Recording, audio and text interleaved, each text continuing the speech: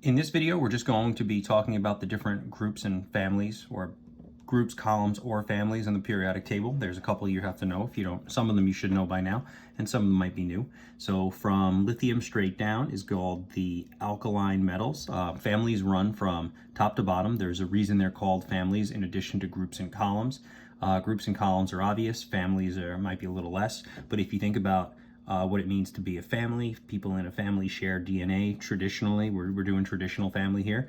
They share DNA, and so a lot of times they tend to look like each other. And so the reason this is called a family is because these elements, while they don't look like each other, they tend to react in a very similar fashion. And so they're called a family because they have that in common. The second family you have to know is from Be straight down. They're called the alkaline earth metals.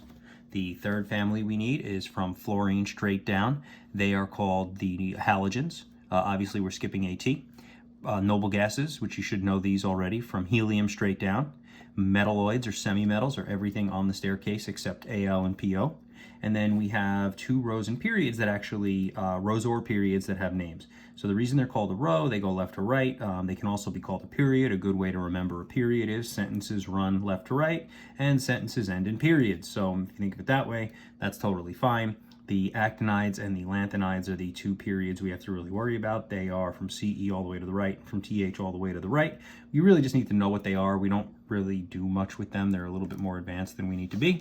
And then the transition metals are, for our purposes, they're everything in the middle from the right of the alkaline earth metals to the left of the halogens. Obviously, Al and Po don't count, but that's not totally true. There's actually a name for these guys over here. We're just going to lump them in with transition metals and make life easy because you don't really need to know that name. Now, on the periodic table, I do want to show you one thing. A lot of this information is already present because, or at least this part, you can see that they're called periods on the periodic table and their numbers are right here. So period 1 is from H straight across to the right. From period 2 is lithium all the way to the right. Period 3 is from sodium all the way to the right. And then these guys are called groups. So we've got group 1 is from H down. Group 2 would be from BE down. And then 3, 4, 5, 6, and it goes all the way up to group 18. And so the groups and periods are actually labeled for you on the periodic table, although a lot of people forget that they are actually there. And then your groups are all here as well. So your group numbers are on your periodic table as well. So don't forget that. That's where you find them all. In this video, we're going to be talking about the different groups of the periodic table. Previously, I had mentioned what they were. Now we're going to talk a little bit about them and their properties. So for the first one, we've got group 1 elements. They are going to be from lithium straight down. They are the alkaline metals. They are the most reactive on the periodic table. What that means is when you put lithium in water, it'll spark and fizz and maybe catch on fire. And when you put francium in water, it'll explode like a bomb. And so they react violently with water, and the further down you go, the more violent they get. Because of that, you will never find them in nature as pure compounds. This is actually true for group 1 and group 2, so we'll kind of link them together right now. Group 2 are called the alkaline earth metals. They're the second most reactive. They start from Be straight down. And again, Be is the least reactive. You put it in water, it might fizz a little, and all the way down to Ra, it might catch on fire. So one good way to explain the difference is the most reactive metal in group 2 is basically the least reactive metal in group 1. And so they're still very reactive because normally metals don't do that when they touch water. They just kind of sit there and rust over many, many years. These things will react instantaneously, but they're nothing like group 2 is still nothing like group 1. But because of that, you never find them in nature as pure metals. Turns out you can find a lot of different metals in nature, or at least quite a few, in their pure form. Like you can find pure gold, pure copper, pure silver, pure platinum, and lots of other metals that are pure or near pure state in nature. These guys, since it's impossible to escape water, even in the desert, it does rain every once in a while. And if you're talking about elements that have been in the ground for, hundreds of millions, if not billions of years, then they've come in contact with water and they've formed compounds. So you're never going to find them pure. You purify them by a process called electrolysis. And these guys react with HCl to form H2. Right now, these are just factoids at this point. Later on in the year, when we learn a little bit more, we'll actually be able to do these reactions. These are called single replacement reactions. And what they do is they show when you take sodium, which is a group 1 metal, and you add HCl, the H comes off, the Na goes in, and you end up getting hydrogen gas and then the sodium with the chlorine. And so the same goes for group 2 metals. They do the same thing, but they do it in a slightly different way. Since they happen to be +2, you should know this at this point. They're +2, so when they react with chlorine to form an ionic compound, it's a +2 and a -1 that's being crisscrossed. When NaCl does it, it's a +1 with a Cl- that gets the crisscross. And so it's a little different. Don't worry if you don't understand the actual reaction. We'll come back to that later. But here's what you do need to understand. Since every element in group 1 happens to be a +1 oxidation state, when they react with chlorine, they're going to form, since chlorine's always -1, they're going to form a 1-to-1 ratio. So instead of saying Na, I could write XCl, where X can be any element in group 1 because they all have the same oxidation state, so they all form the same general compound. Group 2, they're done the same way, except since they are all +2, they're going to form XCl2, all right, because it's a +2 and a -1 crisscrossing every time. The same goes for oxygen. When group 1 combine with oxygen, since they're always +1 and oxygen is always -2, they're going to form a general formula X2O, X being anything in group 1 from sodium down. And then the reverse is true for MgNO. When group 2s react with oxygen. Since group 2s are all +2 and oxygen's always -2, then they're always going to reduce and they're always going to form a general formula XO, X being any metal on group 2. Okay, so the general formula part you should understand because we've done crisscross a lot at this point, and so that should make sense to you. Now the next two groups, we can do them one at a time because they don't really have as much in common. Groups 3 through 12 and some extra, which are kind of like under the staircase. They're called transition metals. They are also sometimes called heavy metals. Their claim to fame is they make colored compounds. So when you have a transition metal in a compound and you have water present in that compound, it doesn't have to be liquid water. It could be water that it would look like it was dry to us, but at the molecular level, there is water present. You get what's called a hydrate, and those compounds tend to be colored.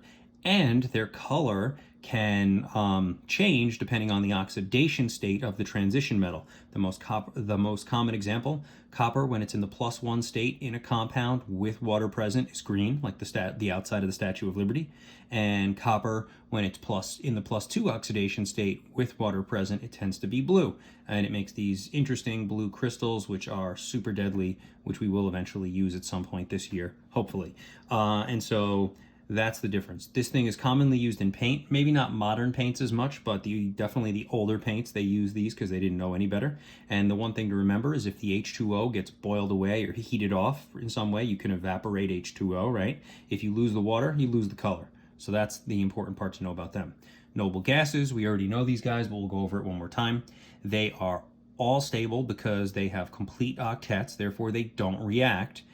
The exception is F and Kr, or I should say the exception is that Kr and Xe have been forced to react with F under very special circumstances. So when you look at the periodic table for these, you're going to notice that Kr, they normally all have an oxidation state of 0 because they don't react, except Kr and except Fe. They actually have oxidation states because they've been forced to react under very special circumstances. It does not happen in nature ever. It will only happen in a lab, and the molecules are not stable. The moment you remove the conditions necessary to cause it, the bonds break and they go back to being noble again.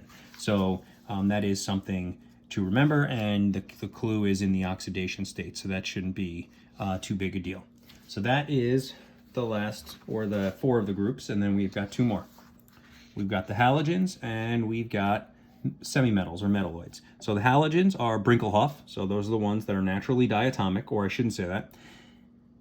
All of the halogens are in Brinkelhoff is a better way of saying it. Some of Brinkelhoff are not in fact halogens. Obviously, hydrogen, oxygen, and fluorine, the last three, hydrogen, oxygen, and nitrogen are not in group 17, and so they're not part of the halogens, but they are in fact diatomics. So just be aware of that.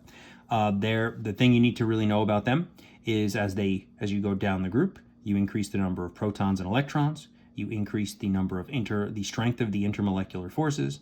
It causes the molecules to attract harder, therefore they get closer together, and it eventually causes phase change. And that's why these two are gases. This one's a liquid and this one's a solid, because the intermolecular forces get stronger, the molecules attract and get closer, and eventually it causes them to change their phase.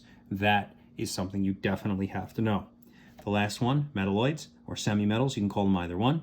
They have the characteristics of both metals and nonmetals. They're used in computer chips, everything on the staircase except Alpo, and this is just a side note. Turns out that their metal and non-metal characteristics usually depend on their temperature. So typically when they're hot, they act more like a metal. Actually, I think it's when they're cold, they act more like a metal, and when they're warm or hot, they act more like a non-metal, but that's not really a rule. Some don't play that game, but some do. So they can be temperature dependent, but that part you don't really need to know.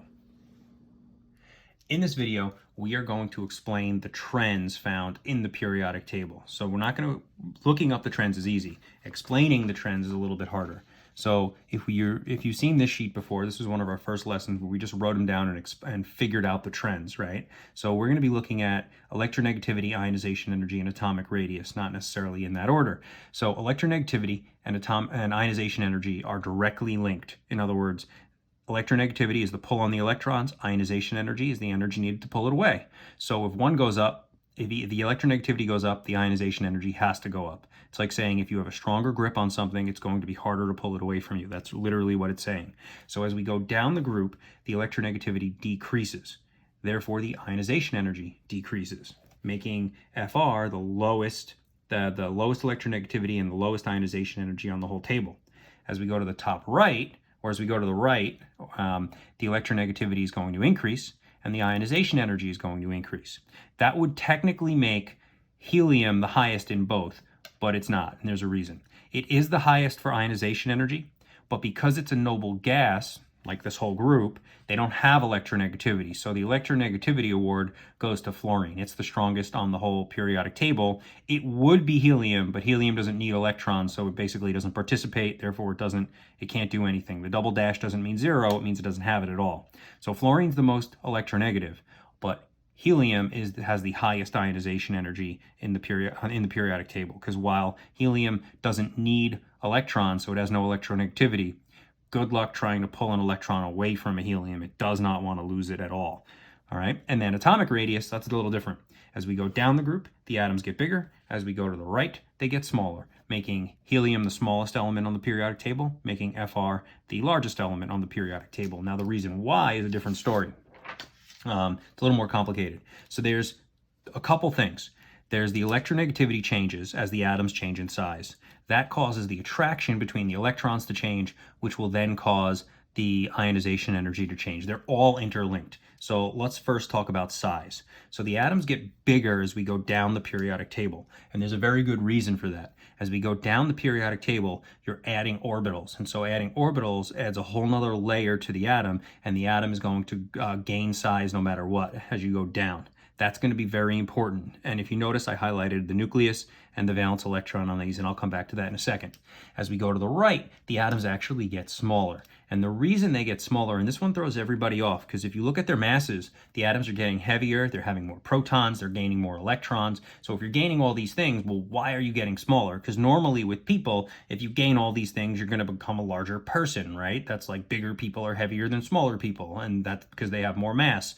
But in atoms, because they're 99.9% empty, they can still gain things and actually have room to shrink. All right, so they're actually becoming more dense as you go to the right, and there's a reason. We know that opposites attract, and so if we go to the right, I'm only drawing one orbital, but let's say this were lithium, there should be two. I'm just, for simplification purposes, I'm only going to draw one. And so as you go to the right, the nucleus gains protons, so it becomes more positive. The orbital that you're in doesn't change. You still have the same orbital. Your valence orbital is not, you're not gaining valence orbitals. What you are gaining is protons and electrons. So now you get more positives and negatives, and they're in the same orbital. So as the nucleus becomes more positive and the orbital, that's the valence, becomes more negative, the attraction between the two increase, making them contract and get a little smaller. So as we go to the right, we end up getting more protons, which means the nucleus becomes more charged or more positive. The pull on the electrons becomes greater because pluses and minuses are increasing. Therefore, the atom actually contracts. We call that pull, that literally is the definition of electronegativity. Now, as you go down a group, even though the same thing is happening, you are gaining a lot more protons as you go down, and you're gaining a lot more electrons every time you go down. You're also gaining an orbital. And it turns out that the distance between the pluses and minuses are actually more important than the amount of the strength of the magnet is less important than the distance between the magnet. And then we see that true in everyday life. Some magnets we know are really strong and some aren't. But if you've ever played with them, if you've ever played with two magnets or one magnet in the fridge, your fridge is basically a magnet, right? You know that when two magnets are really far apart, they don't attract at all. That's why magnets don't like attract from across the room to the fridge. And as they get closer and closer together, eventually you start to feel a little bit of pull between them. And then eventually, if you get them a little bit closer, so a lot of times the magnets will just kind of like snap out of your hands and snap together, right? That's because the distance is more important than the actual strength of the magnet. Now, stronger magnets will do it from a little bit further away than a weaker magnet, but a tiny bit further away for a huge increase in magnetic strength. And so distance is much more important than the actual strength of the magnet in terms of their attraction for opposite charges. So the increase in size actually negates the fact that the orbitals are, or that the nucleus is getting stronger and the orbitals are getting more electrons. All right, so let's do one full, so that's the basic size comparison. From this point on, I'm just going to do one full trend at a time. So let's start with the right. So we know as you go to the right, the protons become more positive, that's the nuclear charge, or the nucleus becomes more positive because it gets more protons. The pull on electrons increases, the atom gets smaller, and the electronegativity increases. Well, if the pull on that electron is getting stronger, then the reason the atoms get smaller is because we have a stronger attraction. So I kind of like explained 1 and 2 together. That's so as the electronegativity increases, the atomic radius is going to decrease because you're going to pull your orbitals in tighter, making your atoms get a little bit smaller. Therefore, if you want to remove those electrons, right, from like this atom, it's going to be way harder to remove it from this atom than this atom. And the reason is more attraction, more pull, so therefore it's going to be harder to get it away. So that is the attraction is the electronegativity. The atomic radius gets smaller, the atom gets smaller because of that, and it becomes harder to remove an electron because of that attraction getting greater. All right. As we go down, the protons do become, you get more protons and you get more electrons, but the adding of orbitals totally negates that and actually makes the valence electron be much further away. And so the atomic radius gets bigger. The distance between the positives and negatives increases because of those orbitals. Therefore, the attraction between them decreases. I kind of lump 1 and 2 together. And then if you want to remove that most loosely held electron, which is the valence electron, it's going to be much easier to remove it because it's much further away from the source that's attracting to it. So you're not going to have as hard a time pulling it away. Now, the term I use is called nuclear charge. Nuclear charge is just the magnetic strength of the nucleus. And I do want to show you one little trick. If you were ever stuck on these trends, rather than looking up everything I did here, there's a real easy way to do it. Just focus on 3 elements. If you look up lithium, francium, and fluorine, right, you'll know all of it. Meaning, if I just look at lithium, let's say the trend is let's say the question is, what's the trend in electronegativity? Well, lithium's 1, francium's 0.7. It's going down as you go down. Well, let's look at as we go to the right. Lithium's 1, fluorine's 4. Well, it's going up. And so all you have to do is use those 3 elements and you can find the trend, okay? The trend may weave a little, like if you notice like ionization energy, it jumps a little, like it goes down from 403 to 376, but then back up to 393. We don't care about that. We're looking for the general trend. In general, it's decreasing as you go down and it's increasing as you go to the right. And rather than looking up all the elements, just use these 4 or these 3. And the reason I want you to use those 3 is if you accidentally looked up, let's say, RB and CS as the example, or CS and FR as the example, you might be mistaken if you pick 2 elements that are right next to each other. You might hit one of those instances where the trend isn't always followed. So if you pick something on the far left and the far right, that'll totally get rid of that, and that will never be a factor anymore. So that's a quick way of looking up the trends now that you've actually looked them all up and written them down. The last two trends I want to talk about are going to be metallic character and ionic radius. They're pretty simple, so I saved them for last, and because I have them in the wrong like in a different orientation, I'm putting them in their own video. But metallic character is easy. It's how metallic something is, meaning how good of a metal is it. I call it metaliness, but that's a fake word. So it's how metal-like the properties are. Well, it's pretty simple. Metallic character is the easiest way to do it is to pick elements that you know. So the way I like to tell everyone to do it is pick two elements on the left and right of the staircase that you know, and you can answer these questions very easily. The examples are going to be like oxygen, which is somewhere around here. I'm listing it as O2, but you can just list it as O. And you could look up Fe, which is somewhere around here, which is iron.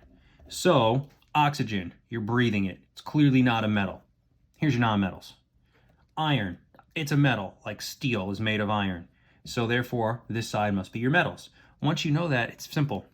As you go to the left, you would say your metallic character increases, and the reason why is you start out on the far right as nonmetals, and as you go to the right, you become metals. So that means it's increasing as I go to the right. You could say it decreases as I go to the left. You could also use the staircase for top to bottom. If you pick a metal down here, or if you know that this is your metal side, right? If you start at the top and you go down, well, you just cross from non-metals to metals. And if you start at the bottom and go up, you just did the reverse. So metallic character is simple. It increases as you go to the left. It increases as you go down. Well, that would make Fr the furthest to the left and the furthest down. Therefore, it's the most metal element on the periodic table, or the most metallic. That would make helium the opposite, the least metallic, because it's the furthest to the right and it's the furthest up. So it's got the worst metal properties, and this has the best metal properties. All right. So that's metallic character. It's super easy. And then ionic radius is very simple. And the reason we do the way you do ionic radius is by knowing the octet rule. We know that metals have 1, 2, and 3 valence electrons, so they are going to lose electrons to form ions. That's just the octet rule. They want to lose because they only have 1, 2, or 3 valence. And so if we look at a sodium ion versus a sodium atom, the ion is positive. All metal ions go positive. And if you look what happens, the atom, which is neutral, its configuration is 2, 8, 1. Well, when it becomes a positive ion, its configuration is now just 2, 8. So it went from 3 orbitals to 2 orbitals. So it got smaller. So metal ions are smaller than metal atoms. If it does it for sodium, if it does it for one metal, this happens for all metals, right? Nonmetals, well, they do the opposite. Nonmetals have 4, 5, 6, and 7 valence, and some have 8, but we don't care about them. They have 4 to 7 valence electrons, right, in this terms. So based on the octet rule, they're going to gain to become stable. So let's pick a metal, fluorine. Fluorine is normally 2, 7 when it's in the neutral state. To become stable, it's going to want to become 2, 8. Well, if it gains an electron, I know it didn't gain an orbital. There's actually a really good reason for this. It didn't gain an orbital, but it did get a little bigger, okay? And so metal atoms metal ions or non-metal ions are larger than non-metal atoms, whereas metal ions are smaller. Now, the metal ion is an easy explanation. It lost an orbital. The non-metal one is a little bit harder. Basically, here's what happened. When fluorine was charge 0, it had 9 protons, right? I'm not even going to write it in. So fluorine is element 9, it has 9 protons. When its charge is 0, it has 9 electrons. So it has 9 protons attracting 9 electrons. When it gains an electron, right, to become the ion, the stable form, it now has 9 protons and it's attracting 10 electrons. So just think about it. Do you think 9 protons can attract 9 electrons better or worse than 10 electrons? And the answer should be, well, I had 1 proton for every, I had 1 plus 1 for every 1 minus 1, and now I have 1 extra minus. Well, it turns out that 1 extra minus isn't going to be as attracted to, it's going to be harder to hold that one in, and therefore the atom actually gets a little bit bigger because it gained an electron, but it didn't gain a proton to hold it in place and hold it in nice and tight, so it gets a little larger. That's the true reason. The easy way of it is you lose something. Think of it like if I'm, think of it like people. Here's me. I just lost a pound. My radius got smaller because the electron is the pound. Here's me as a non-metal. I gained a pound to become stable. Maybe I was really skinny. Well, now my waist just got a little bigger because I gained something to become stable. Whereas with metals, they lost something to become stable, so they get smaller. Non-metals get bigger. That's ionic radius. That's the easiest way to remember it, and that is actually everything we need for periodic table.